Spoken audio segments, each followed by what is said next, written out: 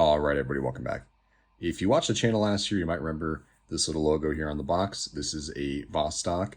I ordered a Vostok last summer, probably around, I don't know, April or so, and I didn't really get it until August or September. It took months and months to get to me, and by the time I got it, it showed up from Russia in this little cardboard box and had kind of been shaken around a lot and was not running. And opening the watch, I found damage to the balance wheel and the spring there, and I ordered a new balance wheel and spring, and I couldn't get it to run even after replacing that. So I just kind of scrapped the whole Vostok idea. But the more I sat on it and thought about it, I was like, man, it is a really cool brand with a lot of heritage, and I think I should own one at some point. So based on some comments I received on that video, I did find a US-based Vostok dealer so that I could get it a little bit quicker and it would be shipped a little bit more care. So this is a watch from buyvostok.com. This is the Amphibia Classic, a little bit different model than the last one, but it's the 120512 automatic. And if you can't tell, it already showed up in different packaging, shipped from Florida. Ordered it 10 days ago, got it yesterday, and it is running, which, is a huge victory for me with this brand. The first one was pretty disappointing. I was pretty excited. That one I ordered on Amazon, and I couldn't even return it or get a refund despite it not running. It just took too long, and there just wasn't a good process. Some of the Vostok watches on Amazon are Prime, so you can get them delivered quicker because they are in stock in the States. But most of the popular models are not going to be available in Prime. So this example, the Amphibia Classic, was not available on Amazon Prime. So I ordered it through buyvostok.com. It was $116 shipped to me with tax, so a little bit of a premium potentially, but it got here running, which is a much better result than the last one. The owner's manual or quick start guide is entirely in Russian, and not really anything useful in there anyway. So we'll just go ahead and pull the watch out and take a look at that. So again, I'm pretty excited about this. Vostok. It's a pretty cool little brand. I'll zoom in here and show you the dial. So last time I had a blue dial with a scuba guy, and I was really excited about that watch. I really liked the look of that. I switched up this time with a kind of classic field watch, almost explorer look for, a diver. But it has the same bidirectional bezel that is pretty much not usable for actual diving because if you bump it at all, it's just going to move around. It's not ratcheting in any way, shape, or form, but it has hash marks on it, so theoretically you could. It at least gives you a diver look for not much money. And Russian script on the face there. I suppose it probably says Amphibia. My guess is that says the jewels on there, or maybe some depth. We got the crown here, which is the signature wobbly Vostok crown, which, as mentioned in the previous video, is for protection to keep the stem from breaking if you bump into something. There aren't really big crown guards on this watch, so to speak, but it does have some. But the wobbly crown helps protect the stem and the movement and all that. So let's take a look at what else we got. It is an unsigned crown. High polished sides, kind of a cool case design.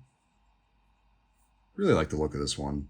Caseback says, obviously I don't speak Russian. I don't even know why I was going to bother, but I assume it says Amphibia, and 200 meters of water resistance right there. Very cool. And the the strap is not what was pictured in the listing. So that's another thing that I found with Vostok is that the bracelets and straps are not that representative of what you actually get. So I wasn't really that thrilled with the strap in the photo anyway. So this is actually fine by me that they swapped it for this one. This looks like a fairly, utilitarian, basic, unoffensive silicone strap here. So yeah, I'm happy with that. We'll go ahead and take some dimensions, and I'll show you some lume, and then we'll show you how it wears on wrist. The watch is 40 millimeters, if my memory serves. Yep, 40 millimeters exactly. To the crown, we're looking at 44. Thickness-wise, 15, but some of that is that domed acrylic. that vintage diver domed look from the 60s. And lug to lug, we're looking at 49. Again, the 120512 is the reference for this one. So yeah, let's see the Lume. I'll turn off the lights here behind me. Alrighty. Well, we got the lights off now. Let's go ahead and recharge this.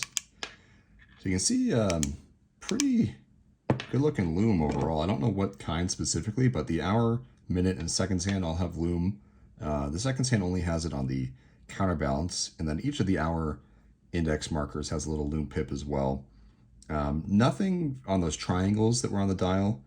I kind of expected those to be Lume, but they're just paint evidently. But overall, the Lume seems fairly solid.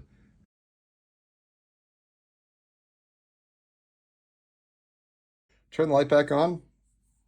Show what I'm wearing today, which is my Brew Metric Retro. Absolutely love this watch. I am going to be doing a video on this soon. I have some other videos in the works that are going to be a little bit different. I am scripting them and hopefully trying to bring the production quality up a little bit from these unboxing videos.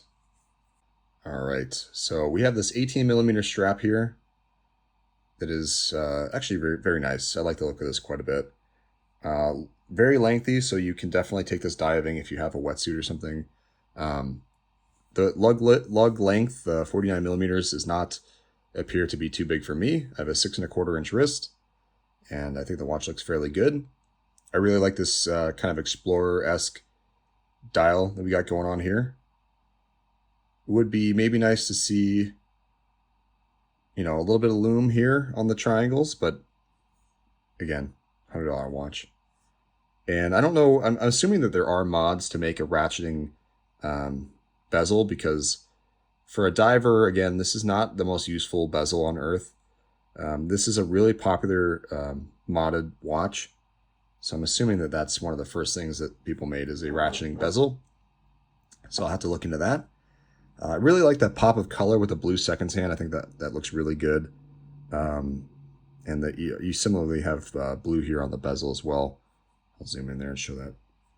So you got blue here on the 15-minute markers, and then there on the seconds hand. So yeah, this is my running Vostok Amphibia. Huge improvement from the first one. We are missing a little bit of color and a little bit of fun. That first model, I think, just was a little bit more fun in general. Had like the red seconds hand and the scuba guy and the aqua blue dial, and yeah, I might have to order that one again at some point, but shame I couldn't get that one running. But for $100, I'm happy with this. I think it wears great. This watch has a lot of Soviet heritage, and I think deserves a place in most people's collections if they're willing.